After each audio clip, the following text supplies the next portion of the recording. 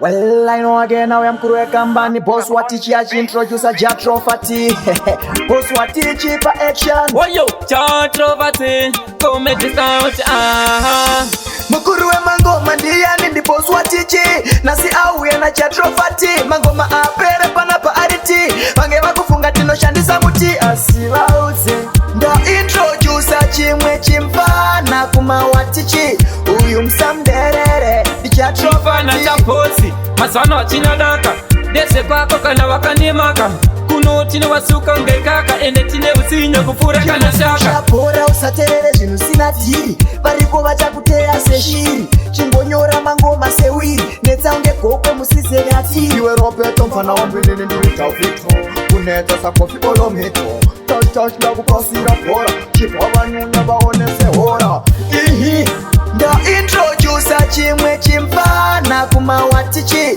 Uyu msamderere Jatro Fati. Chaposi. Masano wachina daka. Dese kwa koka na wakanimaka.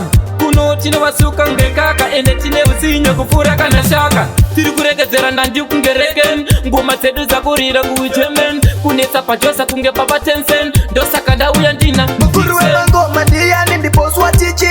Nasi auya na Jatro Fati. Mangoma apere pana pa ariti. Mange wakufunga tino shandi samuti. Asiwa uze. Ndo introducer chimwe chimfana kuma watichi. Uyu msamderere Jatro Fati. Chaposi. Masano wachina daka. Dese kwa koka na wakanimaka.